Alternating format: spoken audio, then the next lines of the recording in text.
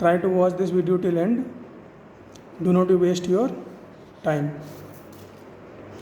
Friends, हमारे पास एक question है, इसमें मैं दे रखा है कि एक रफ वॉल है,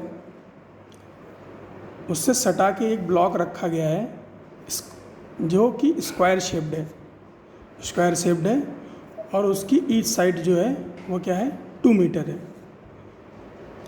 और फ्रेंड्स, इस ब्लॉक पर एक फोर्स अप्लाइड है हॉरिजॉन्टली जो इस ब्लॉक को होल्ड करके रखा हुआ है और ब्लॉक जो है इस वॉल से स्लिप नहीं कर रहा है नीचे की तरफ। तो फ्रेंड्स, हमसे कहा है if the system is in static equilibrium then calculate torque about centre of mass. Calculate torque about centre of mass produced by normal reaction. Friends, normal जो है हमें पता है कि अगर कोई ऑब्जेक्ट है उसे नीचे रखा जाए तो फ्रेंड्स वो ग्राउंड पे रखा जाए तो वो कुछ नॉर्मल रिएक्शन लगाती है ऊपर की तरफ। तो फ्रेंड्स, हमसे पूछा है कि इसकी वजह से जो है टॉर्क कितना होगा। तो आइए देखते हैं फ्रेंड्स इस क्वेश्चन को और डीपली सॉल्यूशन के साथ। फ्रेंड्स, हमारे पास वॉल दे रखी है जो कि रफ़ है और ये ब्लॉक रखा हुआ है इसके साथ अटैच करके। और फ्रेंड्स, ये ब्लॉक रुका कैसे है? ये ब्लॉक रुका है एक फोर्स की वजह से जो कि अप्लाइड है हॉरिजॉन्टली वॉल की तरफ। अब फ्रेंड्स, क्या होगा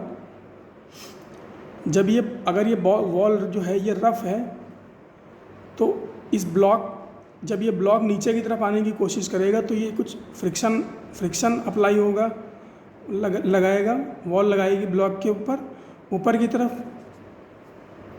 ऑल राइट। और फ्रेंड्स, ये जो मास है इसका m, उसकी वजह से क्या होगा फ्रेंड्स, एक ग्रेविटेशनल फोर्स लगेगा नीचे की तरफ, कितना mg के बराबर। और फ्रेंड्स कुछ नॉर्मल रिएक्शन, क्योंकि फ्रेंड्स फोर्स ये तो हो गए वर्टिकल फोर्स, और फ्रेंड्स ये जो फोर्स अप्लाइड है हॉरिजॉन्टल, इसकी वजह से क्या होगा फ्रेंड्स, एक नॉर्मल रिएक्शन प्रोड्यूस होगी। तो हमसे यही पूछा है कि इस नॉर्मल रिएक्शन की वजह से इस नॉर्मल रिएक्शन का टॉर्क क्या होगा सेंटर ऑफ मास के अबाउट। फ्रेंड्स, ऐसा मिसकंसेप्शन रहता है कि जो नॉर्मल रिएक्शन है वो हमेशा सेंटर ऑफ मास से ही होते हुए पास होगी, लेकिन फ्रेंड्स ऐसा होता नहीं है। सेंटर ऑफ मास कहीं से भी पास हो सकती है, वो डिपेंड करता है बॉडी पैरामीटर्स पे। तो फ्रेंड्स, हमारे पास और क्या क्या दे रखा है? हमारे पास मास की वैल्यू दे रखी है 2 kg, जी की वैल्यू दे रखी है 10, टॉर्क हमें निकालना ही है। तो फ्रेंड्स, बात करें अगर हमें दे रखा है कि ये रोटेशनल इक्विलिब्रियम और स्टैटिक इक्विलिब्रियम में है, तो क्या होगा फ्रेंड्स, अगर ये स्टैटिक इक्विलिब्रियम में है तो इसके ऊपर नेट फोर्स जो है वो क्या होगा, 0 होगा। तो फ्रेंड्स, इसके ऊपर फोर्स अगर हम बात करें, इसको मास m माने, तो इसके ऊपर वर्टिकल फोर्स कौन सा लग रहा है, फ्रिक्शन लग रहा है ऊपर की तरफ, ग्रेविटी लग रही है नीचे की तरफ। तो फ्रेंड्स, वाई डायरेक्शन में कौन कौन से फोर्स हैं, केवल यही दोनों हैं। और फ्रेंड्स, अगर नेट फोर्स 0 है तो ये 0 होना चाहिए Fy। तो क्या होगा फ्रेंड्स, ये जो फ्रिक्शन है ये किसके बराबर होगा, ये बराबर होगा mg के, दैट मीन्स 2g। m की वैल्यू 2 है तो ये 2g के बराबर होगा। तो यहाँ से फ्रिक्शन की वैल्यू कितनी आ गई, 20 न्यूटन। All right friends. और अगर बात करें x डायरेक्शन में, तो फ्रेंड्स x डायरेक्शन में क्या होगा, फोर्स लग रहा है सेंटर ऑफ मास पर, जो ये फोर्स है वो सेंटर ऑफ मास पर लग रहा है हॉरिजॉन्टल डायरेक्शन में लेफ़्ट की तरफ। और फ्रेंड्स, नॉर्मल रिएक्शन प्रोड्यूस होगी वॉल की वजह से, वो किस डायरेक्शन में होगी, वो राइट की तरफ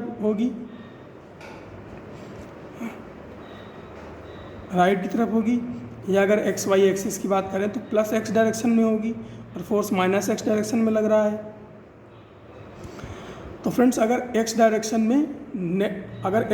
में नेट फोर्स 0 है, that means F of X is equal to 0, then this force must be equal to normal reaction, that means n is equal to F.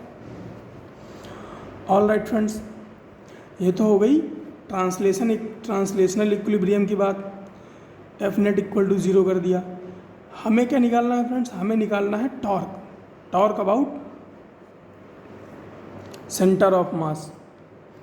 Friends क्योंकि ये जो ब्लॉक है ये स्टैटिक, ये जो ब्लॉक और वॉल का जो सिस्टम है ये स्टैटिक इक्विलिब्रियम में है, तो क्या होगा? रोटेशनल इक्विलिब्रियम में भी होगा। और अगर ये रोटेशनल इक्विलिब्रियम में है तो क्या होगा? Net torque about any point of this block will be 0। हम क्या करेंगे फ्रेंड्स? हम लेंगे net torque about centre of मास। हम लेंगे friends net torque about centre of मास। ऐसा क्यों करेंगे? क्योंकि फ्रेंड्स हमें इस फोर्स का जो वैल्यू है वो पता नहीं है। तो फ्रेंड्स तो क्या होगा? जब हम टॉर्क निकालेंगे तो ये फोर्स सेंटर ऑफ मास पे एक्ट करेगा, तो ये जो इसकी वजह से जो टॉर्क होगा वो क्या हो जाएगा? 0 हो जाएगा। तो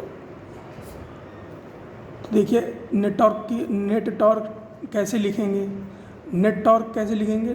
कौन कौन से फोर्स एक्ट कर रहे हैं फ्रेंड्स? ये सेंटर ऑफ मास है, बीच में।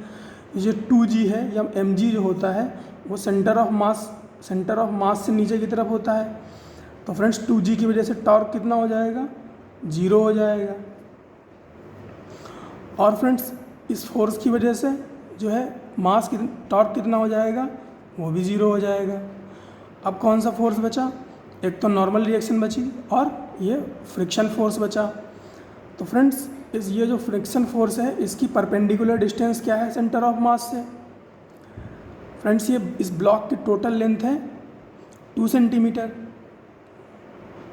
मीटर, और सेंटर ऑफ मास की वॉल से डिस्टेंस कितनी है?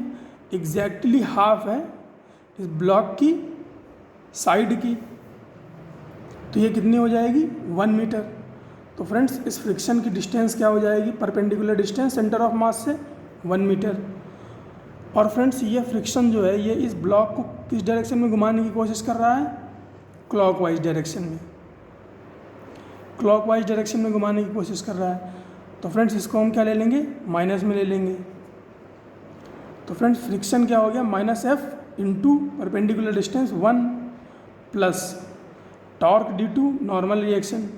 हमें पता ही नहीं है कि नॉर्मल रिएक्शन की डिस्टेंस क्या है सेंटर ऑफ मास से, तो हम फ्रेंड्स कुछ मानेंगे ही नहीं। हम केवल टॉर्क लिख लेंगे τn, और कोई टॉर्क है नहीं।